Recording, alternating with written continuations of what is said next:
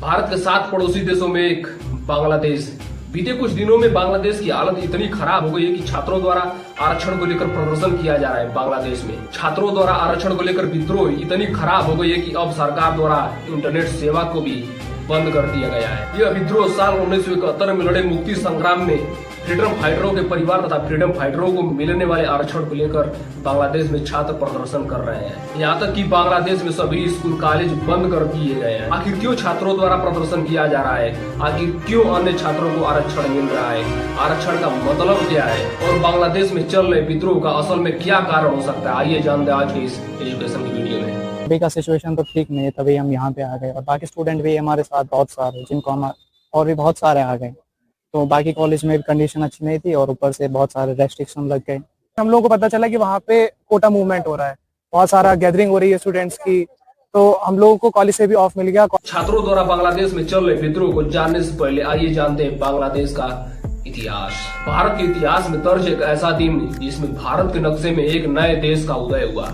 वह देश जिसको बनाकर भारत ने दुनिया के सामने एक अपने अदम्य साहस का परिचय दिया। वह देश था भारत का पड़ोसी देश कहा जाने वाला बांग्लादेश। लगभग 53 साल पहले बांग्लादेश के नेता शेख मुजीबुर रहमान के नेतृत्व में मुक्ति वाहिनी सेना ने युद्ध का आगाज किया और भारत ने उसका खुलकर साथ दिया। लगभग 13 दिन चले इस युद्ध में मुक्ति वाहिनी सेना तथा भारतीय सेना ने पूरी दुनिया के सामने एक अपना अदम्य साहस का परिचय दिखा लड़ाई के क्षेत्र में। इन दोनों सेना ने मिलकर पाकिस्तान की सेना को ऐसी चोट दिया कि उन पाकिस्तान की सेना घुटने टेकने पर मजबूर हो गई।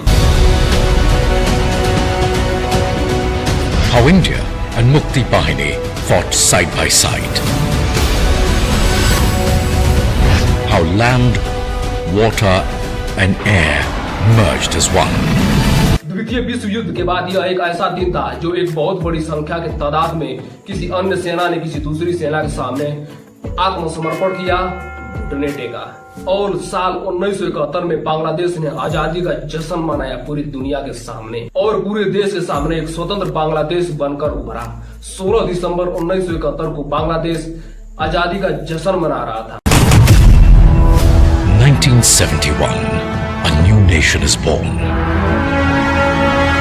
आखिर क्यों बांग्लादेश में छात्रों द्वारा प्रदर्शन किया जा रहा है? तो आपको बता दें कि साल 1971 में लड़े स्वतंत्रता सेनानियों के बच्चों को 30% आरक्षण को दे रही थी सरकार। इस आरक्षण को बंद करने के लिए छात्रों द्वारा बांग्लादेश में विद्रोह उत्पन्न कर दिया गया। इंटरनेट, स्कूल, यूनिवर्सिटियों तक बंद किए गए। छात्रों का कहना है कि साल 1971 में लड़े स्वतंत्रता सेनानियों के बच्चों को 30% सरकारी नौकरी में आरक्षण को लेकर बंद कर दिया जाना चाहिए तथा बांग्लादेश के छात्र चाहते हैं इसके 30% आरक्षण को बंद कर दिया जाए और मेरिट के आधार पर नौकरियों का सिलेक्शन किया जाए। आपको बता दें कि साल 1971 में मुक्ति संग्राम में जो सैनिक लड़े थे उनको यहाँ मुक्ति योद्धा के नाम से जाना जाता है बांग्लादेश में। पूरे बांग्लादेश का जो विद्रोह है उसका सबसे मेन कारण है आरक्षण। अगर ये आरक्षण शब्द नहीं होता तो शायद आज बांग्लादेश इस कठिन समस्या को नहीं झेल रहा होता। आखिर ये आरक्षण शब्द का मतलब क्या है? The students have called for striking down of a 30% reservation quota for the families of freedom fighters.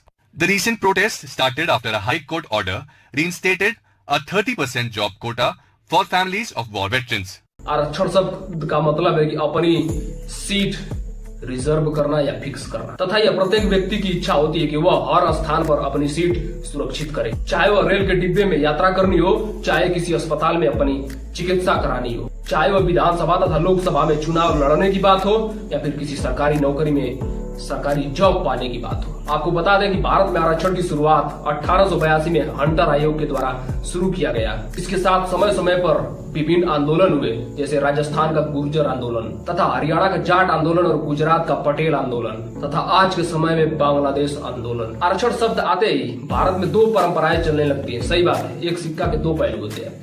जिसको आरक्षण मिल रहा है उसके लिए तो आरक्षण सही है, मगर जिसको आरक्षण नहीं मिल रहा है उसके लिए तो आरक्षण शब्द गलत है। आप अपने मन से सोचो, अगर आरक्षण गलत होता तो सुप्रीम कोर्ट इसको बंद कर देता। आरक्षण एक ऐसी प्रणाली है जो कहता है कि किसी आगे बढ़ रहे व्यक्ति को मत रोको, जो पीछे बचाए, जो पीछे दबाए, उस व्यक्ति को उस आदमी के साथ बराबरी मिला दो। ये मैं अपना ओपिनियन दे रहा हूँ कि अगर आपको आरक्षण खत्म ही करना है तो जाति व्यवस्था खत्म कर दो। न जाति व्यवस्था रहेगी न आरक्षण होगा। बड़ी फेमस कहा जाता था कि मैं किसके लिए सजू जब मेरा पिया ही आना रहे। आरक्षण एक पॉजिटिव डिस्क्रिमिनेशन है।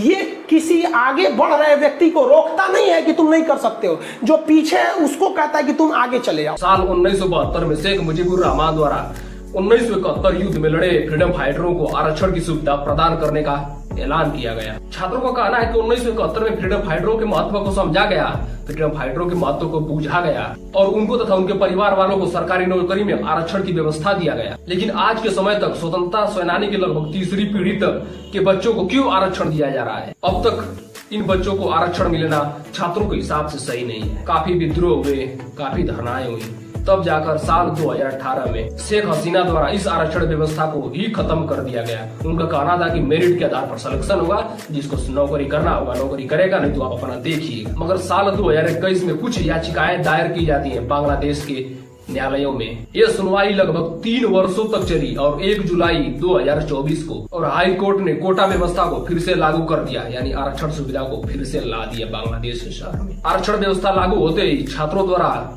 विद्रोह प्रदर्शन जमकर किया गया। मैंने आपको स्टार्टिंग पॉइंट में ही आपको बताया था कि अगर आरक्षण व्यवस्था गलत होती तो हाई कोर्ट कभी इसको लागू ही नहीं करता आरक्षण व्यवस्था को। बांग्लादेश की आरक्षण व्यवस्था कुछ इस प्रकार है। 100% आरक्षण में से 30% फ्रीडम फाइटरों को बच्चों को मिल रहा है तथा 26% आरक्षण में से 1% आरक्षण उनके लिए है जो निःशब्द जन है, 5% आरक्षण जनजाति वर्ग के लिए तथा 10% आरक्षण महिला तथा पिछड़ों के लिए तथा बचे 44% हिस्से में मेरिट के आधार पर नौकरियों में सिलेक्शन होता है। मुझे उम्मीद है कि शायद आपको आरक्षण वाली वीडियो पसंद आया होगा। तो एजुकेशन की वीडियो में आज के लिए मिलते हैं अगली वीडियो में, तब तक के लिए राम राम।